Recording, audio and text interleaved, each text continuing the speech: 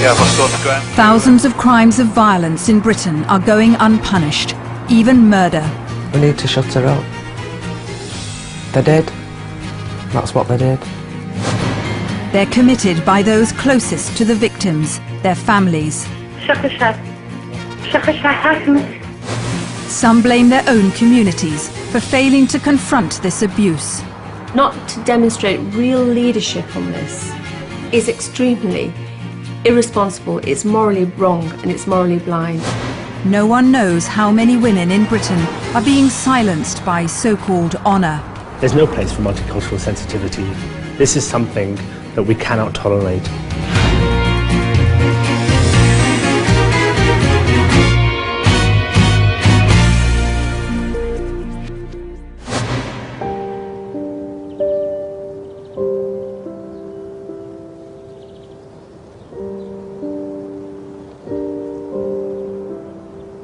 A mother remembers a teenage daughter killed by her young boyfriend for shaming his family.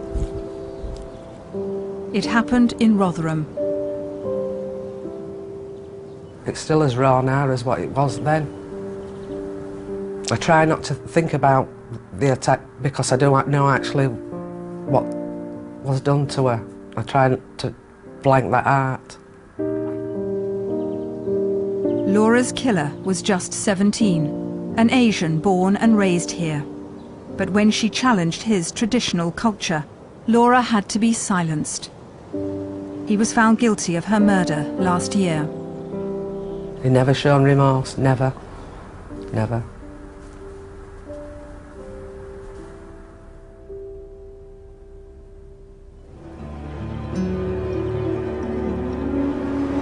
In multicultural Britain today, many young people from immigrant communities are well integrated. Yet in many households, old traditions are still a powerful force, and some cause harm. Up and down the country, behind closed doors, crimes are being committed. Kidnap and false imprisonment. Women and girls being beaten, raped, and even murdered, and all in the name of so-called honour. The authorities admit that they just don't know the real scale of this abuse.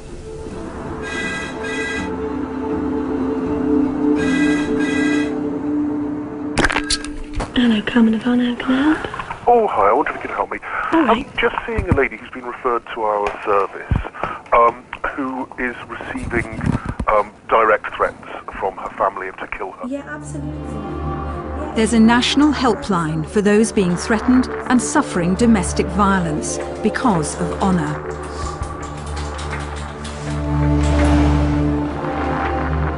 The helpline was set up by a Sikh brought up in Derby, Jasvinder Sangera.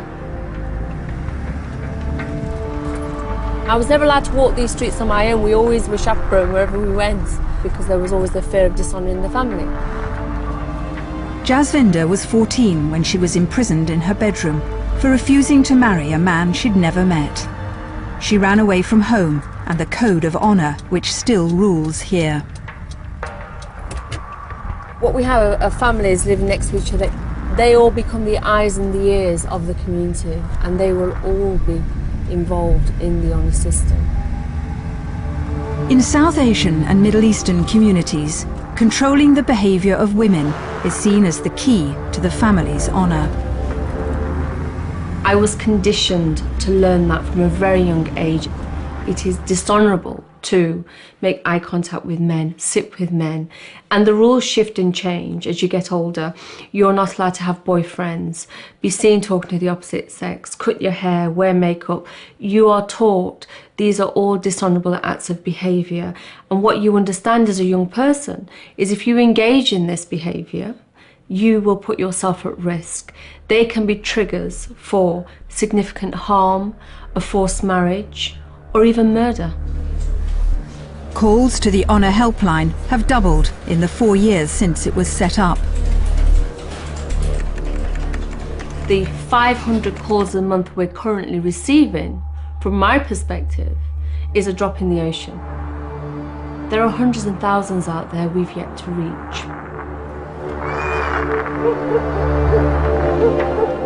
One of the volunteers here, Naina, was disowned by her own family. She'd run away from her husband who beat her. She's still afraid of showing her face.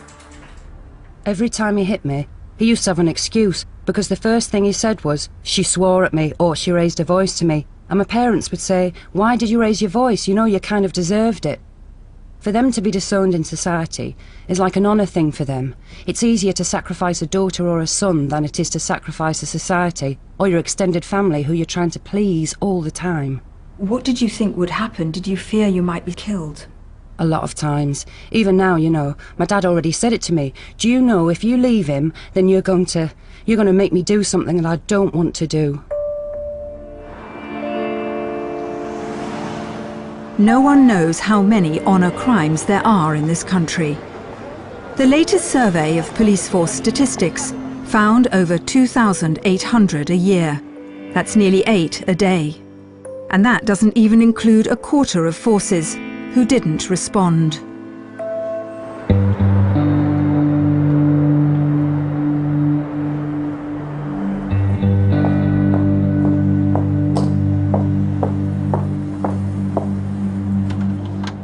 This is one of a handful of refuges in this country just for Asian women and their children. Everyone here has run away from a husband's home, where his extended family and honour have made their lives a misery. So many times my husband beat me up. He never listened to me, he always listened to my mother-in-law. So he was physically violent to you? Yeah, he was physically violent to me, even my mother-in-law as well, and my sister-in-law as well. They always, you know, they disrespect me. They're just like, they treat me like this. I have no honor, I have no respect. I'm just like a slave. That's it. Many of these women come from Pakistan as young brides.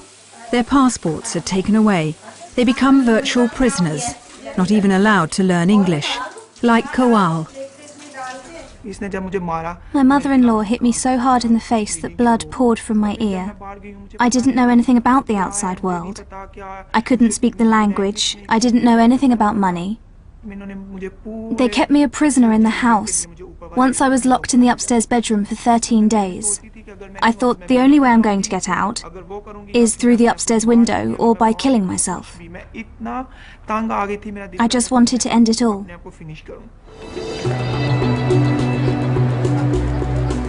Nationally, the police response to honour crime has been patchy. Serious mistakes have been made. A murder detective at the Metropolitan Police has had to learn what honour killing in Britain is all about. Heshu stabbed multiple times, Samara 18 times. In every single one of these cases, they involve extreme violence because the murders are committed to send a message to the wider community. But quite often there are multiple perpetrators, so a degree of high organisation, quite often precipitated by a family meeting. It was a family meeting that sealed the fate of Banaz Mahmood. She was a 19-year-old Iraqi Kurd who'd been allowed to leave her violent husband. But when Banaz started secretly seeing someone else and was spotted kissing him outside this tube station in South London, it was too much for the family's honour. They called a meeting of close relatives at their home and they decided to kill her. This is a letter that was written by Banaz Mahmood and handed into the police station on the 12th of December. And in this letter she names some of the people whom she has heard are going to be responsible for her murder. She knew who was threatening her. She had been told who the people were who were going to be responsible for killing her. And the people that she named in there are the people who have been convicted for her murder. This video of Banaz was taken by her boyfriend in hospital after her father first attempted to kill her. But Banaz wouldn't press charges. The police didn't recognise the danger she was in, and she went home. What happened on that night was that the police were called, but the officer that turned up simply didn't understand what it was that she was being told. She had no prior knowledge of honour-based violence and simply didn't believe, in all fairness, what it was that she was being told. The police clearly did fail Banaz on that occasion. A month later, Banaz went missing. A murder hunt was launched. Her uncle and father had been detained, but there was no hard evidence against them. All our efforts focused on trying to find Banaz's body, and we literally lived and breathed and slept trying to find her. Yeah, I've just gone to ground crew, got the address, just looking now. Banaz's body was found in the garden of this house, over 100 miles from her home where she'd been murdered. Her relatives had been secretly recorded, boasting of where they'd hidden her. After digging for the whole day, we finally discovered Banaz's body buried 6 feet deep underneath, actually under the footings of the house. We'd gone to extraordinary lengths to ensure that we didn't find her. It took 5 years, even trips to Iraq, to extradite and bring all Banaz's relatives responsible for her murder to justice. Banaz Mahmoud's case was a watershed. It made police and prosecutors realize how serious honor crime had become in this country. We don't know the true figure of honor killings. It's anything between 10 and 12 a year in this country. I don't know how many other unmarked graves there are in our green and pleasant land. I don't know. And that suggests to me that we're underestimating this issue. There are thousands of women in Britain today who live in silence, in fear of their lives because of honor. We can't show you the face of this young Kurdish woman. Layla came here to join her husband, who turned out to be violent and unstable. He put his hands round my throat. He said he would kill me and cut me into pieces and put me in a rubbish bag. No one would even know you were in this country, he said. Even the police wouldn't know about you. There was no reason for him to threaten and insult me. He said to me, "When I see you, it makes me crazy. When I beat you up, it makes me feel better."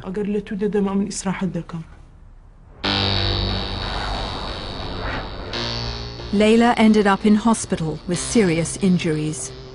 But she was pregnant and went back to her husband. Things got worse and she ran away. But leaving her husband hasn't ended the threat of her life. The dishonourable thing I did was to go into a refuge, because in Kurdistan, a refuge is seen as a very bad place. Some women cannot escape abusive marriages. The only way out is to silence themselves. Suicide rates among South Asian women in Britain are 3 times the national average. It's quite stunning statistics when you realise that in fact there's only one other group which has that similar figure, and that's soldiers who return from the war zones of Iraq and Afghanistan, because they themselves, these women, are living in war zones themselves. They can think of no other way in which to get away from their situation without dishonouring their family in some way, shape or form than killing themselves. When Nosheen Azam got married in Pakistan and came to live in Sheffield, she thought she'd be happy. He's my daughter. Yeah. But her father says Nosheen was soon calling home, saying her husband and in-laws were mistreating her. He told her not to leave, for the sake of the family's honour. I told her that the best daughters are the ones who stay in their marital homes until the day they die.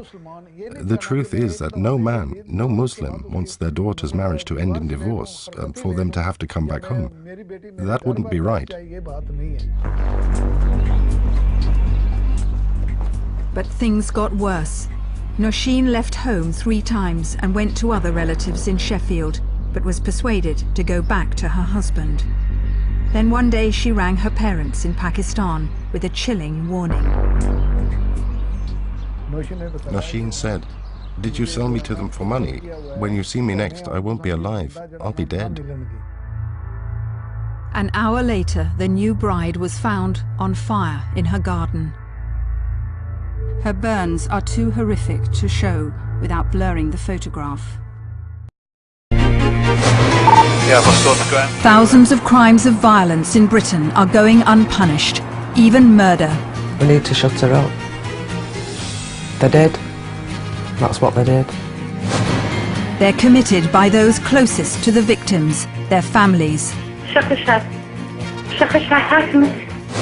Some blame their own communities for failing to confront this abuse. Not to demonstrate real leadership on this is extremely irresponsible, it's morally wrong and it's morally blind. No one knows how many women in Britain are being silenced by so-called honour. There's no place for multicultural sensitivity. This is something that we cannot tolerate.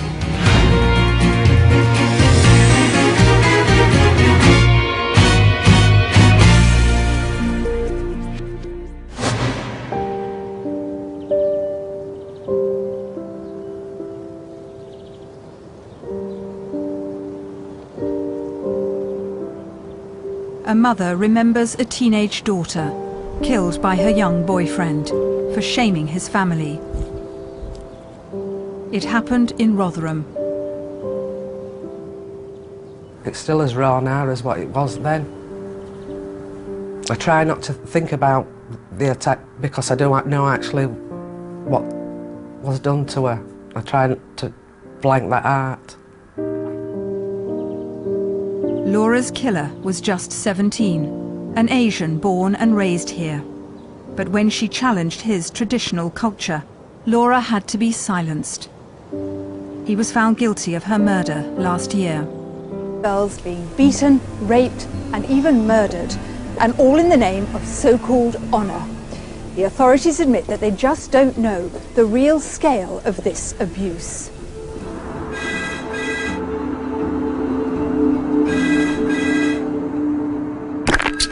Hello, Carmen Ivana, can I help? Oh, hi, I wonder if you can help me. All right. I'm just seeing a lady who's been referred to our service, who is receiving direct threats from her family to kill her. Yeah, absolutely. There's a national helpline for those being threatened. He never shown remorse, never, never.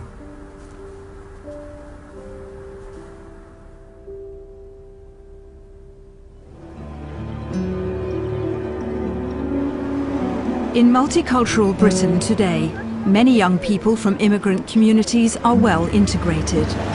Yet in many households, old traditions are still a powerful force, and some cause harm.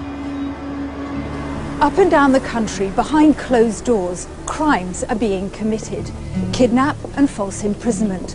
Women and girls